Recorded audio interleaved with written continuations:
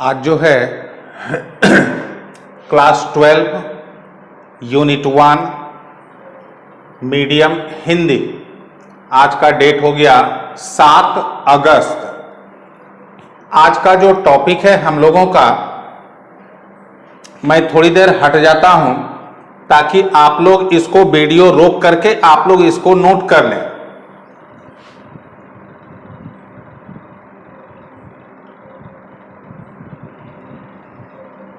आज का हम लोगों का टॉपिक है विद्युत क्षेत्र। यह जो टॉपिक है यह बहुत ही महत्वपूर्ण टॉपिक है इलेक्ट्रोस्टैटिक्स यानी यूनिट 1 का। ठीक है, विद्युत क्षेत्र। क्षेत्र का मतलब क्या होता है? क्षेत्र का मतलब होता है एक सीमा। क्षेत्र का मतलब होता है एक सीमा, एक स्थान, एक जगह, जिसको हम लोग इंग्लिश में कहते हैं एरिया या फील्ड। आप लोगों को सबको मालूम है, चाहे धन आवेश हो या ऋण आवेश हो, हर आवेश में आकर्षित या विकर्षित करने की क्षमता होती है। अब जैसे मान लेते हैं, सपोज यह एक आवेशित वस्तु है। यह क्या है? एक आवेशित वस्तु।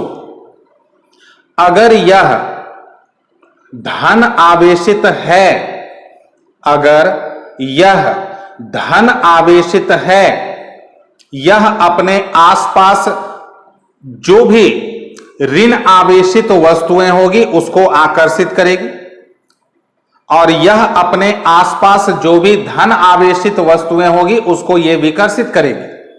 ठीक है, तो यह तो बहुत ही सामान्य बात है।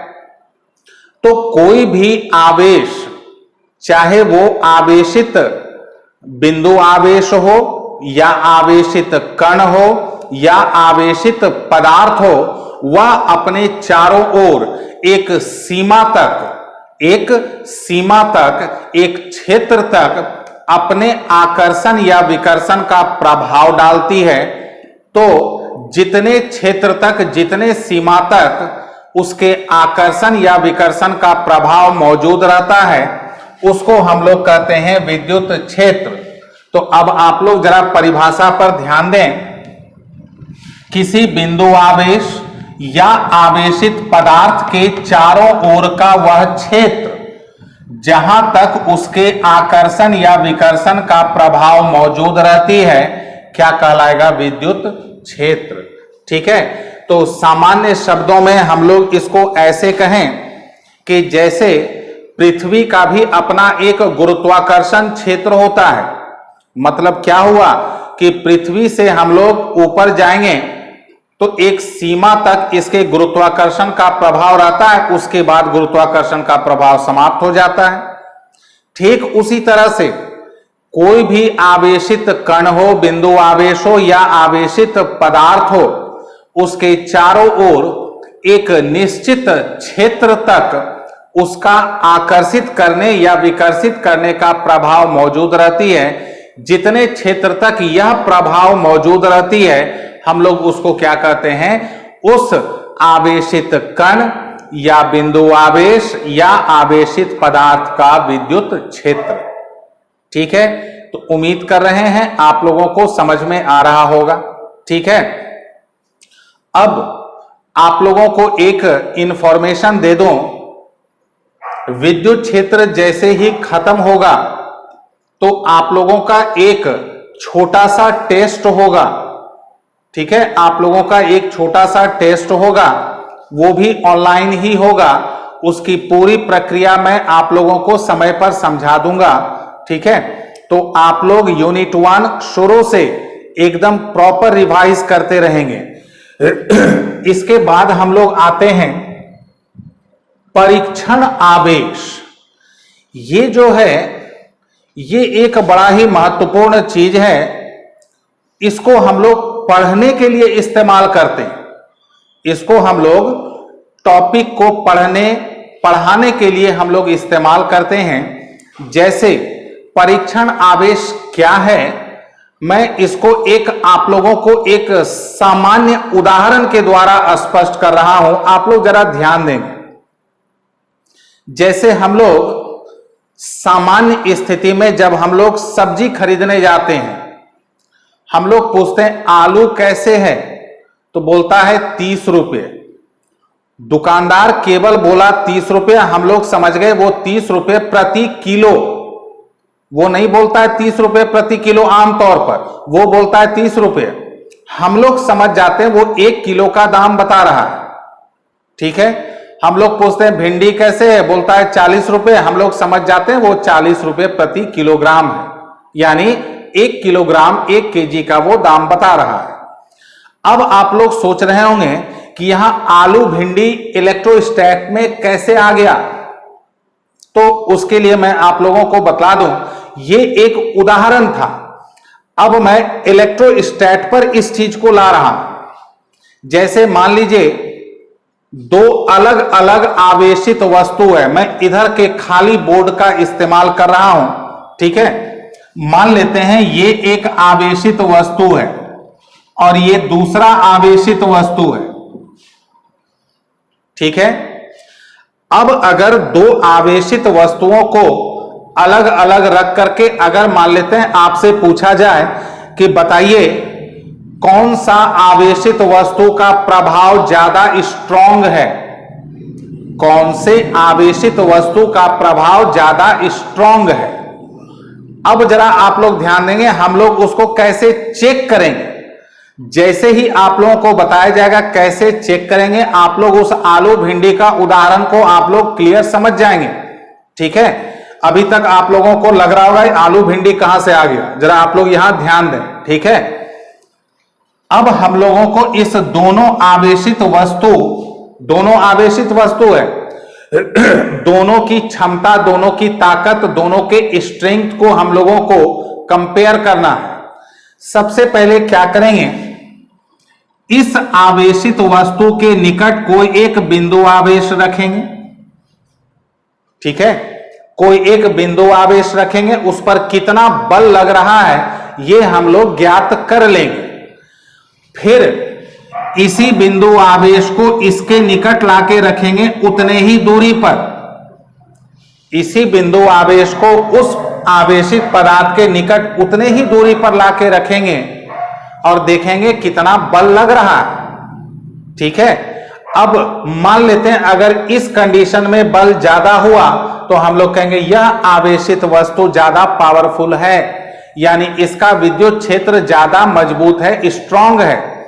अब इस पूरी प्रक्रिया में आप लोगों ने क्या देखा, आप लोगों ने देखा कि हमने एक बिंदु आवेश का उपयोग किया ताकत को, आवेशित पदार्थ के विद्युत क्षेत्र की ताकत को कंपेयर करने, पता लगाने के लिए हम लोगों ने एक बिंदु आवेश का उपयोग किया, ठीक है।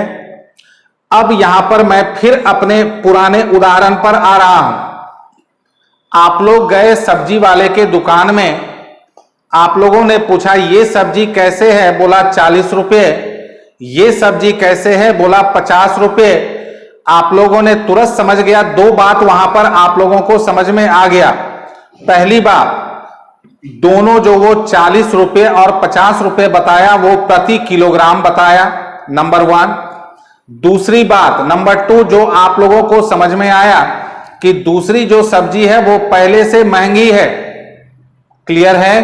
ठीक उसी तरह से एक बिंदु आवेश को इस आवेशित पदार्थ के नजदीक रखे, उतने ही दूरी पर उसी बिंदु आवेश को दूसरे आवेशित पदार्थ के नजदीक रखे, जिसमें ज्यादा बल लगा हम लोग कह दिए उस आवेशित पदार्थ का विद्युत क्षेत्र स्ट्रांग है।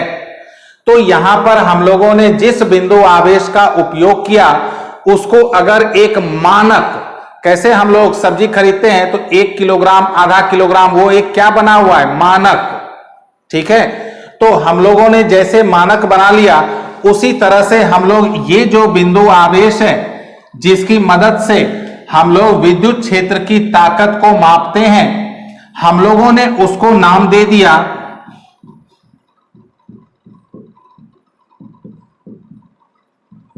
क्या नाम दे दिया? परीक्षण आवेश। तो परीक्षण आवेश एक तरह से कहें तो जैसे सब्जियों को मापने के लिए हम लोगों के पास बटखरा होता है, 1 किलोग्राम, आधा किलोग्राम, 250 ग्राम, 100 ग्राम, 200 ग्राम बटखरा होता है, वो एक पैमाना बना हुआ है मापने का।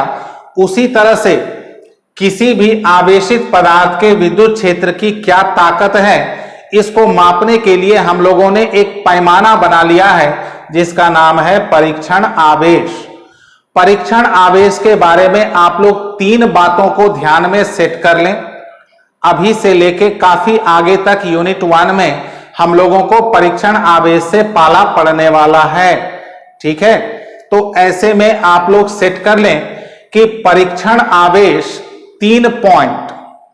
पहली बात, परीक्षण आवेश की कल्पना एक बिंदु आवेश के रूप में की गई है, यानी परीक्षण आवेश जो है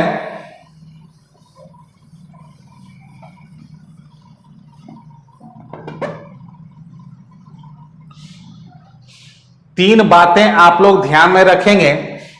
परीक्षण आवेश पहला,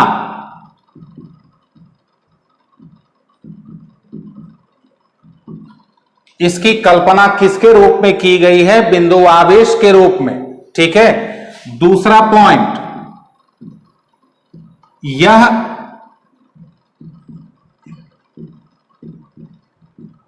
इसकी कल्पना की गई है धनात्मक प्रकृति।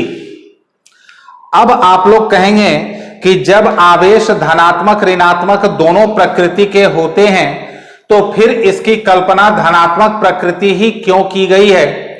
इसके बारे में मैं आप लोगों को प्रारंभिक यूनिट 1 के स्टार्टिंग को आप लोगों को याद दिला दूं। धन आवेश एक स्वतंत्र आवेश होती है, ऋण आवेश निर्भर आवेश होती है। तो क्योंकि परीक्षण आवेश एक स्वतंत्र आवेश के रूप में कल्पना की गई है, इसलिए इसका नेचर कैसा माना गया है? धनात्मक। ये हो गई दूसरी बात। तीसरी बात, परीक्षण आवेश के बारे में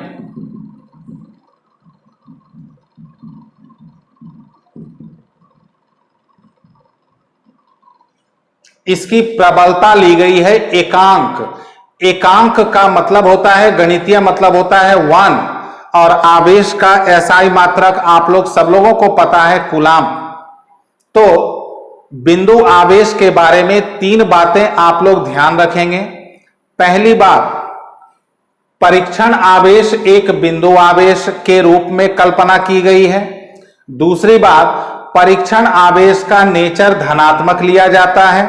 और तीसरी बात, परीक्षण आवेश की प्रबलता होती है 1 कूलम यानी एकांक। अब आप लोग यहां ध्यान दें, परीक्षण आवेश एकांक प्रबलता के धन आवेश को परीक्षण आवेश कहते हैं। इसको हम लोग Q के नीचे नोट लगा के दर्शाते हैं। तो जब भी आप लोग इलेक्ट्रोस्टैटिक्स में Q नोट जैसे ही देखेंगे तो आप लोग इसको समझ जाएंगे कि Q नोट जैसे ही दिखा तो आप लोग समझ जाएंगे कि ये क्या है? परीक्षण आवेश, ठीक है। अब मैं टॉपिक को आगे बढ़ा रहा हूं।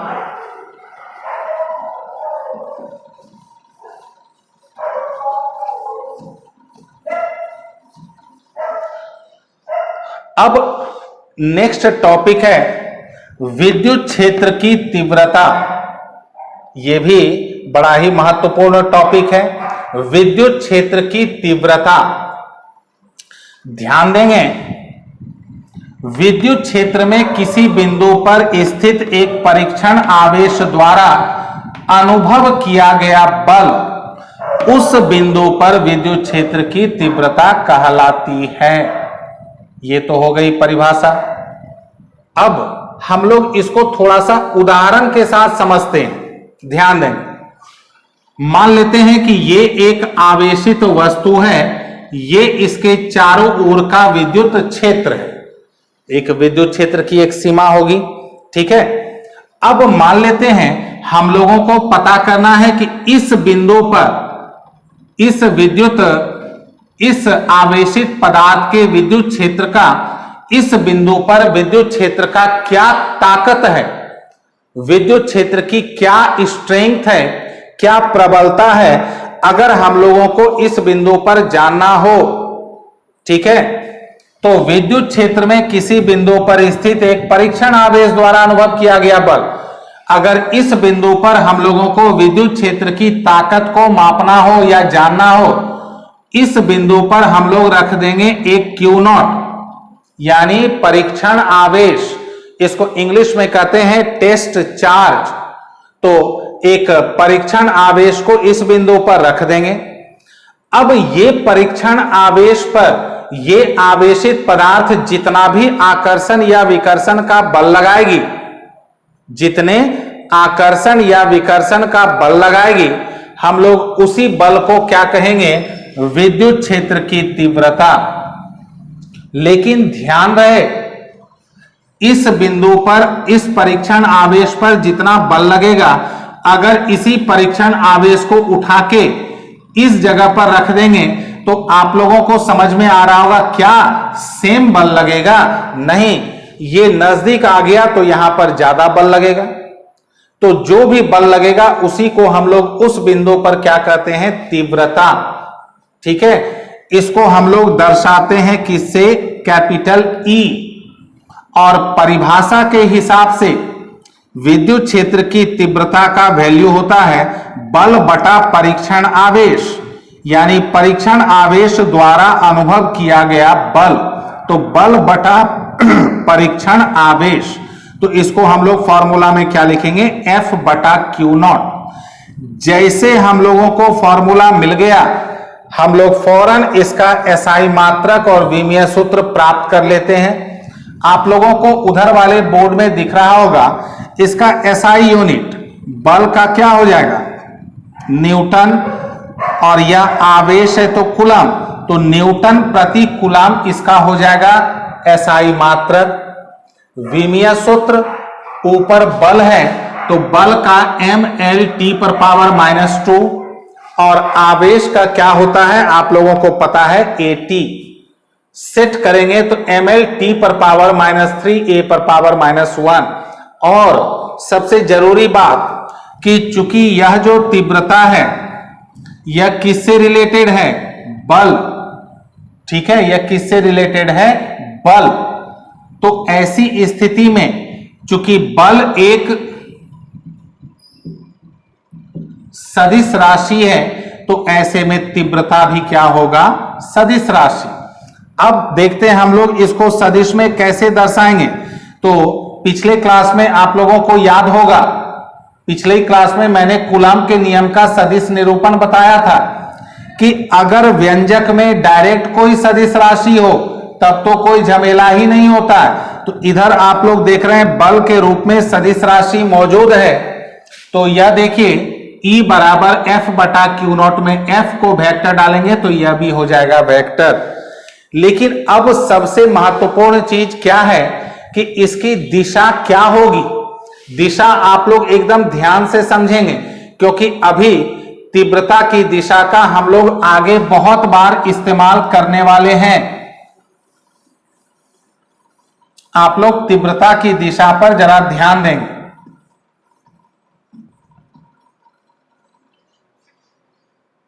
तीव्रता की दिशा के लिए आप लोगों को मैं एक बार पुनः याद दिला दूं, परीक्षण आवेश Q0 का नेचर कैसा होता है, धनात्मक। ठीक है, तो पहले मैं एक छोटा सा रफ वर्क समझा रहा हूं, फिर मैं अगला यहां पॉइंट लिखूंगा जिसको आप लोग भी नोट कर लेंगे। लेकिन पहले रफ वर्क। मान लेते हैं ये धन आवेशित पदार्थ है और ये ऋण आवेशित पदार्थ है। यहां पर तीव्रता नापना है तो हम लोगों ने Q0 रखा, यहां तीव्रता मापना है हम लोगों ने Q0 रखा।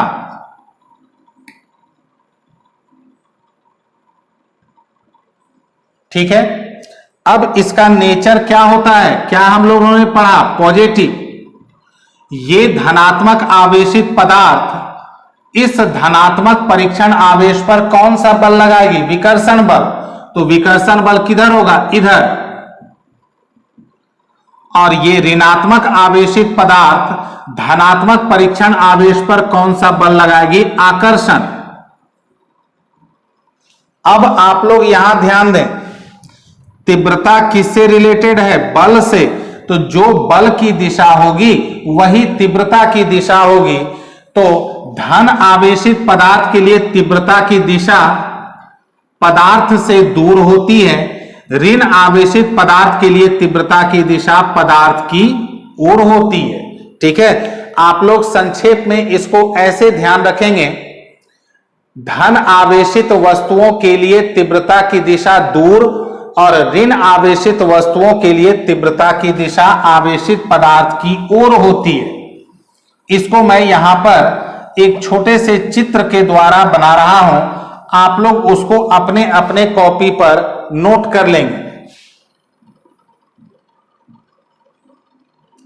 अगर ये प्लस क्यू है, यहां पर एक बिंदु है, तो यहां तीव्रता की दिशा हो जाएगी दूर, और अगर ये माइनस क्यू है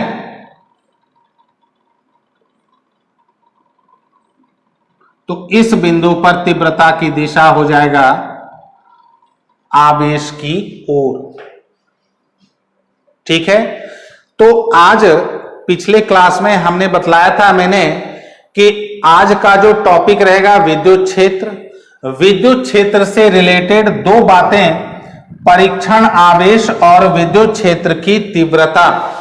ठीक है, ऐसा मैं ऑब्जर्व कर रहा हूं कि अगर वीडियो की लंबाई ज्यादा होती है, 35-40 मिनट होती है, तो अधिकांश विद्यार्थी उसको एक बार में पूरा नहीं देखते हैं। मैं बार बार प्रत्येक क्लास में यह बतलाता हूं कि आप लोग अगर वीडियो को एक क्रम में नहीं देखेंगे तो कोई फायदा नहीं होगा। क्योंकि आप लोग जितने देर देखते हैं, विद्यार्थियों ने कौन कौन विद्यार्थियों ने कितनी देर देखा है, ये मुझे पूरा एनालिसिस मुझे पता चल जाता है। इसलिए आप लोग जो है उसको ज्यादा से ज्यादा पूरे क्रम में देखें। अगर आप लोगों के द्वारा लगातार नहीं देखा गया तो मैं वीडियो की लंबाई को कम कर दूंगा।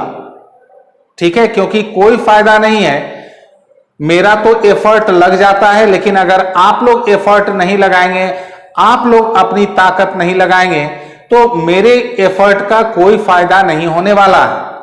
ठीक है, हम लोग जो पसीना बहाते हैं, और यह जो अभी का जो परिस्थिति है, लॉकडाउन है, कोचिंग बंद है, इस परिस्थिति में आप लोग विश्वास करें, ऑनलाइन के अलावा तत्काल अभी कोई दूसरा उपाय दिख नहीं रहा है। ठीक है, तो आप लोगों को फिर मैं रिक्वेस्ट कर रहा हूं, ये बड़ी दुर्भाग्यपूर्ण बात है कि मुझे रिक्वेस्ट करना पड़ रहा है, जबकि ये आप लोगों की रिस्पॉन्सिबिलिटी होनी चाहिए कि मैं पूरे वीडियो को एक क्रम में देख लूं।